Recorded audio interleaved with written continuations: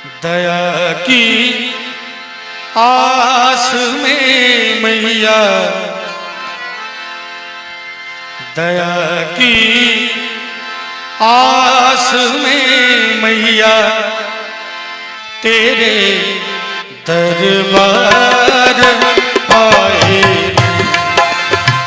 दया की आस में मैया तेरे दरबार आए।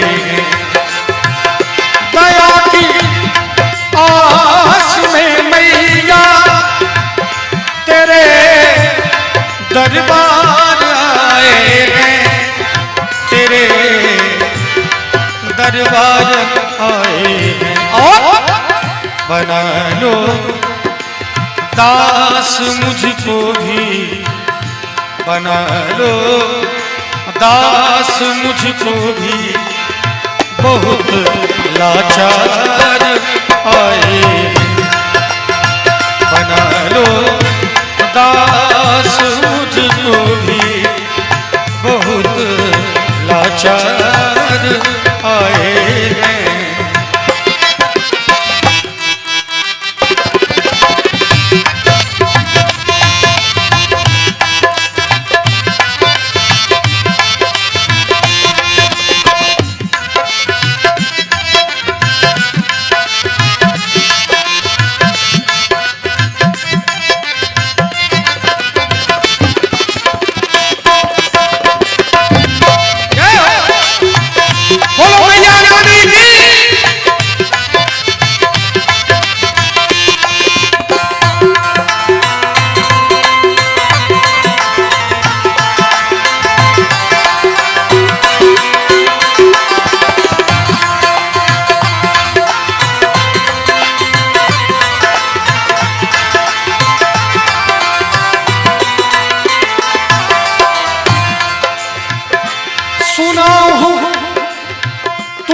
गरीबों के सदा उद्धार करते हो। हे मेरी माँ, मैंने सुना है, मैं जब से जन्म लिया हूँ सुनते आया हूँ कि तुम गरीबों के सदा उद्धार करते हो।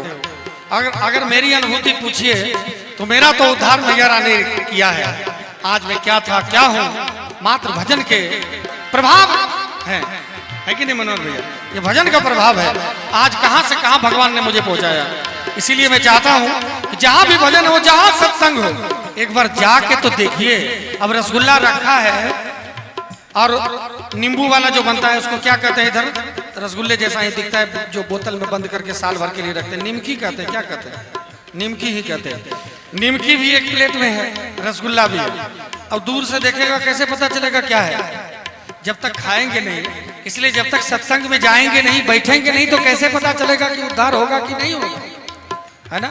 अभी भी देखिए आप लोग यहाँ बैठे हैं और बहुत सारे लोग होंगे जो उधर जाके बीड़ी सिगरेट पी रहे होंगे। उनको क्या पता कि यहाँ बैठने का क्या असर होता है? चरस पी के ही जीवन गुजार देते हैं। इसीलिए मैं कहना चाहूंगा अपने माँ से कि हे मेरी माँ, सुना तुम गरीबों के सदा उद्धार करते हो।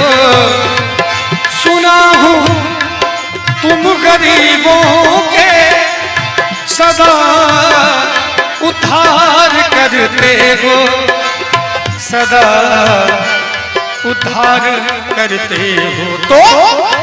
तो हाजिर हूँ गरीबों के, तो हाजिर हूँ गरीबों के, स्वयं सरदार आया हूँ।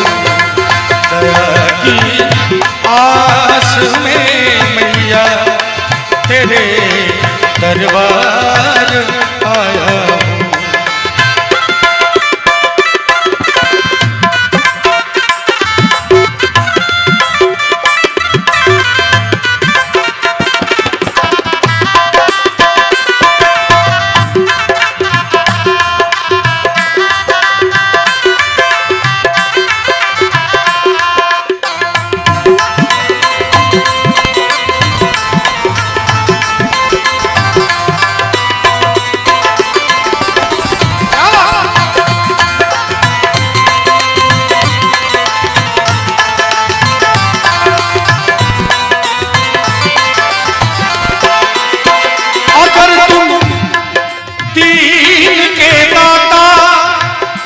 तो मेरी दीनता सुन लो।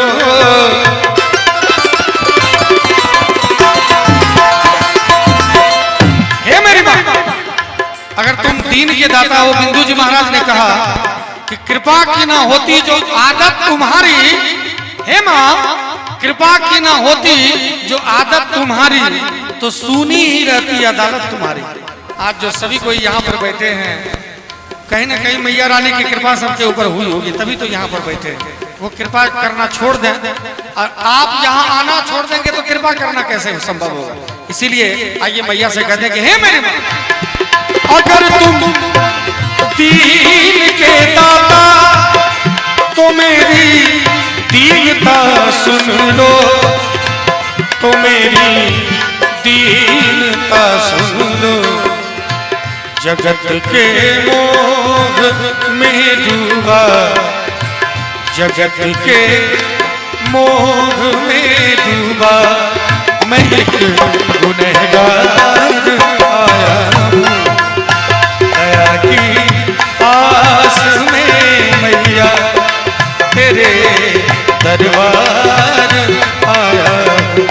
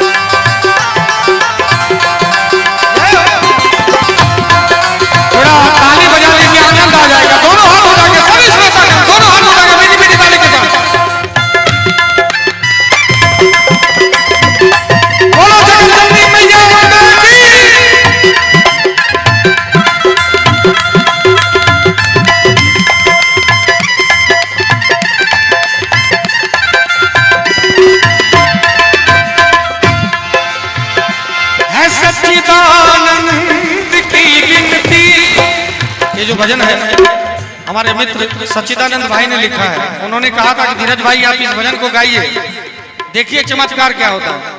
एक ही भजन उन्होंने लिख के दिया है, इस भजन ने तो इतना चमत्कार कर दिया, किसी भी मंच में जाता हूं ये भजन ना हो तो मंच ही नहीं होता है।